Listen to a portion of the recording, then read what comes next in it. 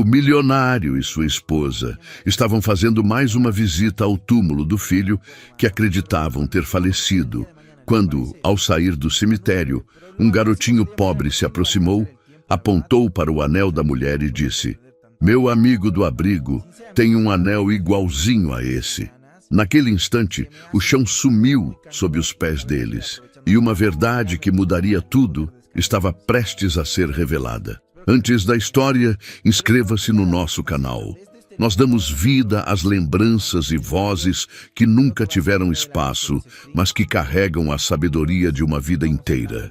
Vou te contar essa história que vai mexer com seu coração do início. Henrique Fonseca era um daqueles bilionários que você não vê nos jornais de escândalo. Ele construiu um império no ramo de tecnologia, mas quem conhecia o homem de perto sabia. Ele era generoso, pé no chão, e acreditava apenas no que podia ver e tocar. Nada de fé cega, nada de superstição. A vida dele era números, planilhas e decisões racionais. Mas a vida tem um jeito cruel de te ensinar que nem tudo se explica com lógica. Há 2 anos, o filho dele, Mateus, de apenas 8 anos, desapareceu. Simplesmente sumiu. Nenhum vestígio, nenhuma pista, nenhuma esperança. A polícia revirou São Paulo inteira. Câmeras, testemunhas, investigações caras, nada. O caso foi encerrado. O menino foi declarado falecido sem que nunca tivessem encontrado o corpo. E quando você perde alguém assim, sem despedida, sem respostas, a dor não fecha. Ela fica ali, aberta, sangrando todo dia. Serena, a esposa de Henrique, entrou em colapso. No dia do desaparecimento, ela estava com Mateus. Saíram para comprar sorvete, coisa de mãe e filho, sabe? Quando ela virou as costas por alguns segundos para pagar, o menino sumiu. Simplesmente sumiu. A culpa a destruiu por dentro. Algumas semanas depois, em meio ao desespero, ela sofreu um acidente de carro. Nada grave fisicamente, mas o trauma foi tão profundo que ela perdeu os movimentos das pernas. Os médicos disseram que era psicológico. O corpo dela se recusou a andar, como se estivesse se punindo por não ter protegido o filho. Henrique tentou ser forte pelos dois. Contratou os melhores médicos, os melhores terapeutas, mas nada funcionava. Serena vivia numa cadeira de rodas, em silêncio, olhando para o nada. E ele endureceu, parou de sorrir, parou de acreditar em qualquer coisa que não fosse a dor. Sem um corpo para enterrar, o casal ergueu uma lápide simbólica no cemitério. Todo dia, sem falta, eles iam até lá. Henrique empurrava a cadeira de Serena pelo caminho de pedras, paravam em frente à lápide e ficavam ali, em silêncio. Ela chorava. Ele respirava fundo e fingia que estava tudo bem, mas nada estava bem. Eles viviam presos naquele ritual, incapazes de seguir em frente, como se Mateus ainda estivesse ali, esperando por eles. Era uma tarde de terça-feira. Henrique e Serena estavam no cemitério, como sempre. Ele ajeitou as flores na lápide, ela limpou a poeira com a mão trêmula. Silêncio. Sempre silêncio. Quando estavam indo embora, uma voz infantil quebrou o ar. "Tio, a senhora perdeu isso?" Henrique virou e viu um menino magro, de uns 10 anos, cabelo despenteado, roupa surrada suja. Ele segurava uma latinha de refrigerante amassada, provavelmente catando reciclagem pelo cemitério. Tinha um sorriso tímido no rosto, mas os olhos brilhavam de curiosidade. "Não, filho, a gente não perdeu nada", respondeu Henrique, tentando ser gentil, mas cansado demais para a conversa. O menino não foi embora. Ficou ali, olhando para eles com aquela cara de quem quer dizer algo, mas não sabe como começar. "Vocês vêm aqui todo dia, né?" "Eu vejo." Serena ergueu o rosto surpresa. Henrique franziu a testa. "Você mora por aqui?" perguntou ele. "Moro num abrigo. Às vezes eu venho catar latinha para ajudar a pagar as coisas. A vida lá é difícil, tio." Mas o menino hesitou, brincando com as mãos. "Tenho um amigo meu que usa um anel igualzinho ao da senhora." O mundo parou. Serena engasgou. Henrique sentiu o sangue gelar. "Como assim igualzinho?" A voz de Serena saiu rouca, quase um sussurro. O menino apontou para a mão dela. Serena usava um anel com uma pedra grande, moldadas à mão por um joalheiro exclusivo. Henrique havia encomendado 2 anéis idênticos anos atrás. Um para Serena e outro para Mateus, como símbolo de família. É igualzinho mesmo, meu amigo sempre usou. Ele diz que foi o único presente que restou dos pais dele.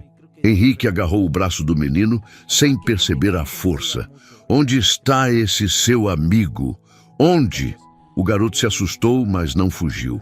No abrigo, tio. A gente mora junto. Ele não fala muito, mas todo mundo chama ele de Teco. Se você está gostando da história, se inscreve no canal e se prepara para esse final emocionante. Serena começou a chorar descontroladamente. Henrique soltou o menino, tentando respirar, tentando pensar. Qual o seu nome, garoto? Carlos, tio. Carlos, você vai me levar até esse abrigo agora. Agora, entendeu? Carlos acenou que sim, ainda confuso. Henrique empurrou a cadeira de Serena em disparada, seguindo o menino pela rua. O coração dele batia tão forte que parecia que ia explodir.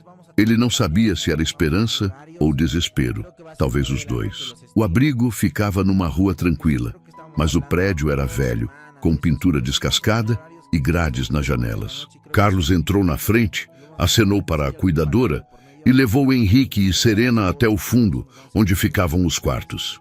Ele está ali, tio, disse Carlos, apontando para um menino sentado no chão, desenhando algo num caderno velho. Henrique olhou e o mundo desabou. Era Mateus, mais alto, mais magro, o cabelo mais comprido, mas era ele, os mesmos olhos castanhos, o mesmo jeito de franzir a testa quando estava concentrado, e na mão direita, brilhando discretamente, o anel com a pedra. Serena gritou. Um grito que carregava 2 anos de dor, de culpa, de desespero. Mateus ergueu o rosto, assustado, e quando viu a mãe, algo aconteceu, algo que ninguém conseguiria explicar.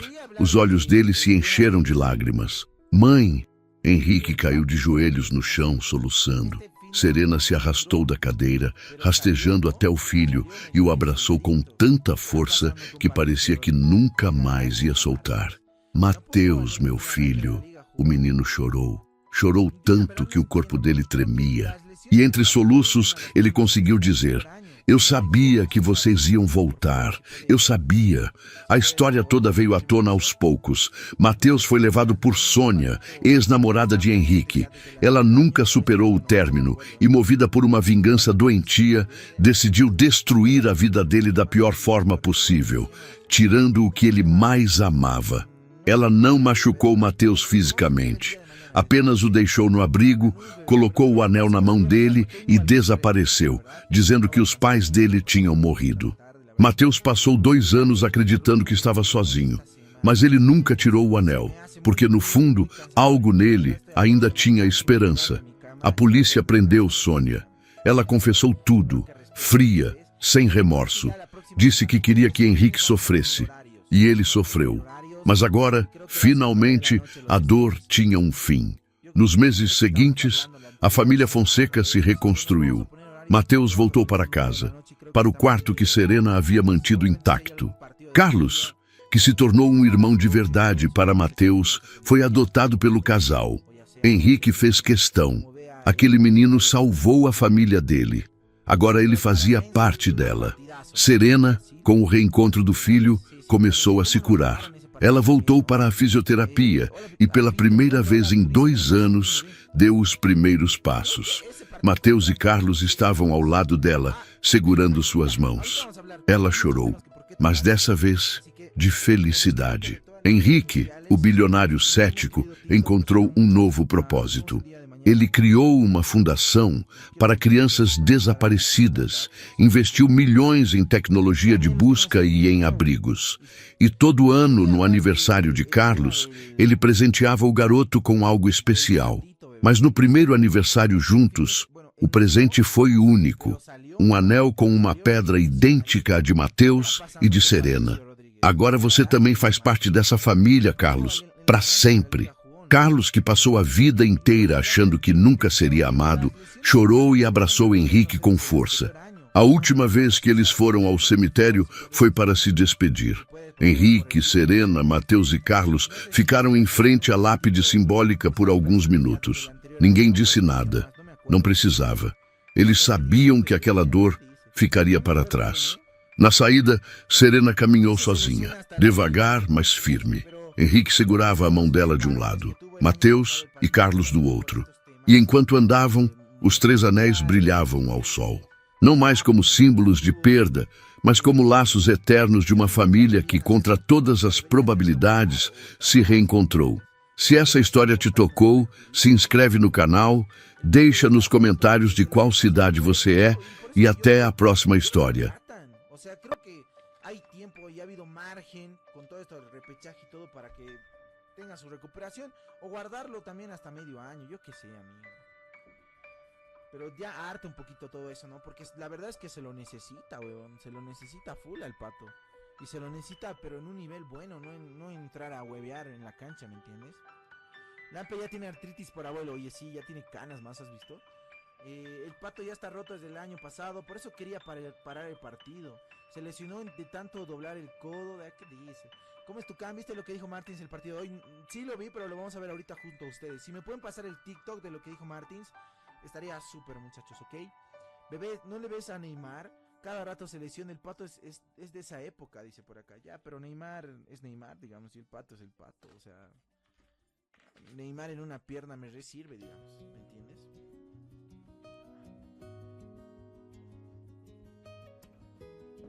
Che, los de Cochabamba, ¿qué carajos pasó? ¿Por qué Wilstermann jugó un partido amistoso y llevó más gente que Aurora, huevón? Tremendo. Pásenme el enlace si tienen. A ver, lo voy a buscar yo también. Debe estar en TikTok. Hoy en día todo está en TikTok, bebés. Todo, pero todo. ¿Qué más? Saludó el A412. Сейчас зайдем, посмотрим, как у них трансляция началась.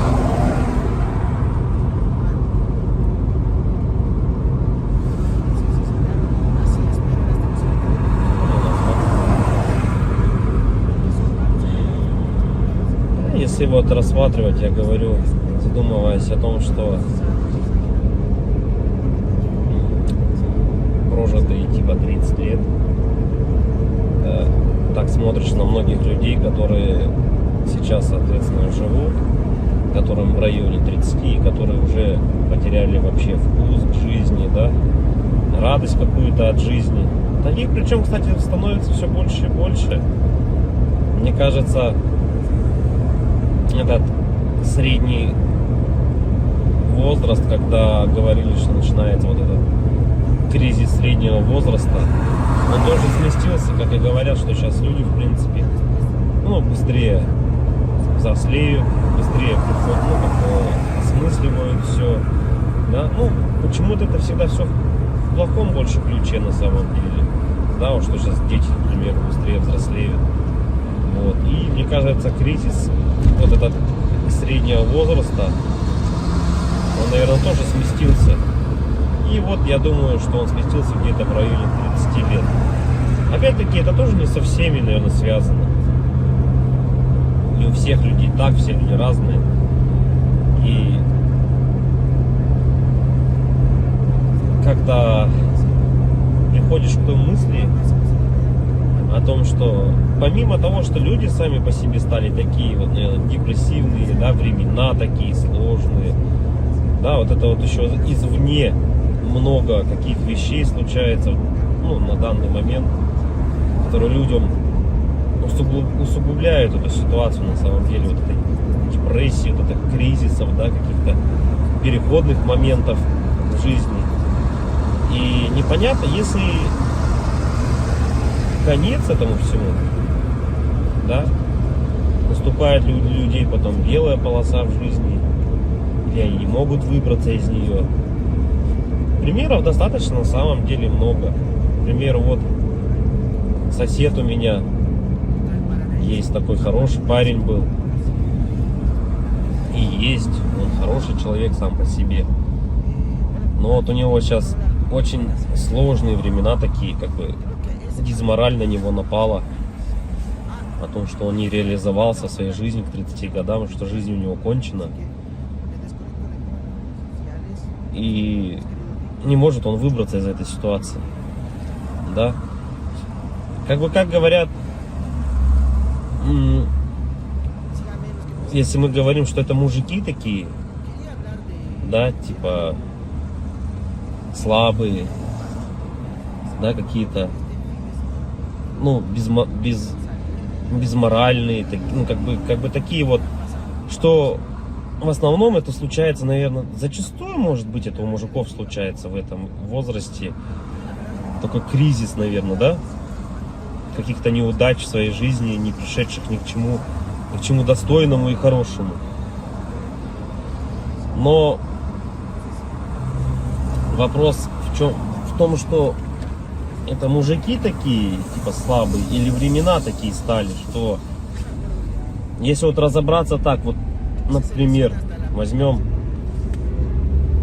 даже с древних времен, когда человеку нужно было добывать пищу самому, да, там убивать мамонтов, мужику стоило там сходить на охоту.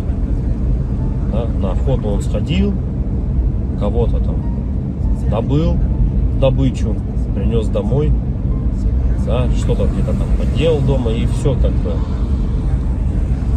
Ну и это возможно как работа тоже на ежедневной основе, да, была. И как бы мужик в то время считался, но еще воином были, они воинами были, не воевали, да. В любом случае это все такая в основном физическая была работа, типа стратегии именно добычи пищи какой-то себе. Ну, тут вот требовалось, возможно, какое-то знание, да, тут я не спорю. Но в основном это была физическая работа. Если взять, к примеру, не такие далекие времена, когда там люди вот только выходили из пещер, да, взять даже, допустим, 50 лет назад, 100 лет назад, да, когда люди работали на заводах, и что тогда считалось именно мужиком, да, таким.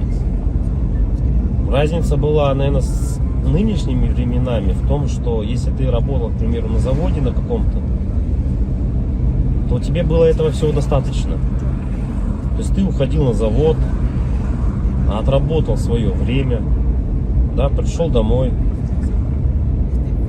какие-то тоже там, может, домашние дела, и, ну, и этого тебе было достаточно на самом деле.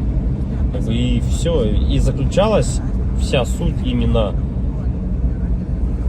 мужчин, ну вот, как бы устроиться главное на завод и работать физически, опять-таки, да, получить какое-то образование, так, ну, как бы среднеспециальное, к примеру, да, какой-нибудь токарь, идти на завод, отработать там 8-12 часов. Ну, это не легкая работа, я не спорю тоже с этим. Но опять-таки, этого зато было достаточно. Человек уходил, он отрабатывал там 12 часов и понимал, что ему будет всего достаточно. Ради этого и была, наверное, главная и основная мотивация. Да? И если перенесемся мы, наверное, в наше время уже, сейчас, на данный момент, то есть люди просто не знают на самом деле, как заработать, как получить жилье, как получить новый автомобиль. То есть способов получения данного результата его нету как такового. Это говоря о том, что ты будешь ходить на работу по 8, по 12 часов, допустим, сутками там работать, да, ты не заработаешь на машину, заработаешь ты на нее через 5 лет, если ты там не будешь ни пить, ни есть, как бы, да. Ну ладно, если вообще не тратить деньги, то заработаешь год. Ну такого же невозможно, это же только где-то в сказках. С учетом нынешних трат, то есть даже при зарплате какой-то средней, там 100 тысяч рублей, ну где-то 60, где-то 70, где-то 80. Возьмем от 60, наверное, до 120. То есть, к примеру, достижение результата такой, как, к примеру, квартира, недвижка какая-то своя, это кредиты, ипотеки. То есть вот здесь и сейчас ты берешь. И залазя все глубже и глубже, то есть, как сказать, Взял ты, к примеру, себе недвижимость, да, в ипотеку. Пусть оно будет так. Помимо тех трат, к примеру, помимо этой ипотеки, там, ремонт и так далее, тебе за эти 20 лет нужно и телефоны менять, и одежду менять, и так далее, там, кушать надо. Машины также в этот же момент менять тебе надо. И то есть это кабала на самом деле такая, она дизморальная. И к чему это все? Что же значит мужик в наше время, который ходит на завод, работает 12 часов, а денег ему, у него все равно нету. Как бы добычу он принести уже не может, да? Ну, типа, он может сходить в лес, но от этого толку особо не будет. И, наверное, сам интернет, во-первых, расфорсил вот это вот все, то, что люди должны зарабатывать какие-то миллионы. Они должны зарабатывать. Это было бы шикарно, если бы каждый зарабатывал. Но каждый по своей сути не может столько зарабатывать, да, потому что не хватит денег, чтобы каждый. А может их и хватит, но никто никому не даст так зарабатывать. И вот возвращаясь, к примеру, к тому, что какая зарплата? 1300, наверное, должна быть в наше время, чтобы как бы себя, наверное, обеспечивать, да? Хорошо. Одному. И кто же тогда мужик в наше время? Типа, что он должен делать? Что он должен выполнять? Как бы, если он ходит на работу, но смысла от этого нету. Ну, как бы он есть, да, у тебя какой-то идет доход, но если его недостаточно. Смотришь другие профессии, другую работу, да,